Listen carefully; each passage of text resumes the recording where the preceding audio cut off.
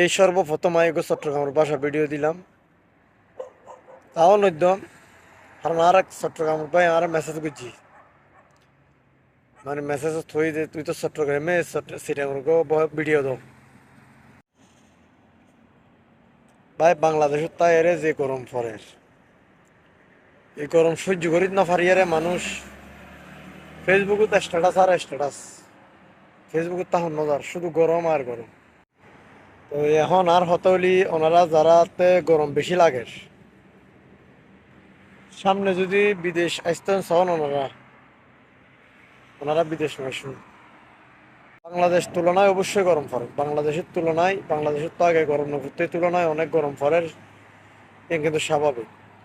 বাংলাদেশে তো এখন যে গরম পড়ে তুলি এখন অনর দুবাই, কুয়েত, কাতার, বাহরাইন, সৌদি, ওমান একবার চিন্তা করি সন কিরকম গরম পড়ে।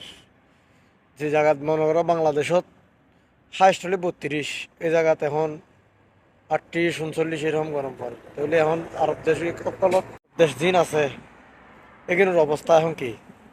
বাংলাদেশের সামান্য গরমে কিন্তু যারা শহীদ নেফেতে লাগবো তারার উদ্দেশ্যে শুধু আমার একখান মেসেজ, আর একখান মেসেজ হলি ওনারা যদি বিদেশ আসতে চান, এই আরব দেশ যদি আসতে চান ওনারা বিদেশ নয়।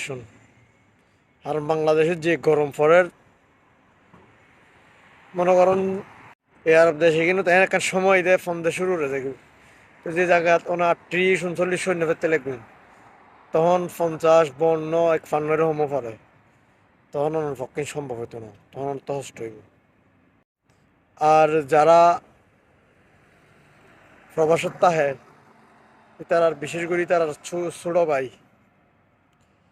এবং যারাই তার হাতে বড় বড় কিছু জিনিস আবদার করে, তারার হাতে একখান মেসেজ হলি অনে 38 ডিগ্রি সৈন্য ফেরতে লাগবেন। তাহলে অনর ভাই বিদেশ আছে 40, 50 ডিগ্রি সই এরা কিভাবে টিয়া হামার, অবশ্যই এখন আর বুঝিবার কোনো কিছু বাকি নেই।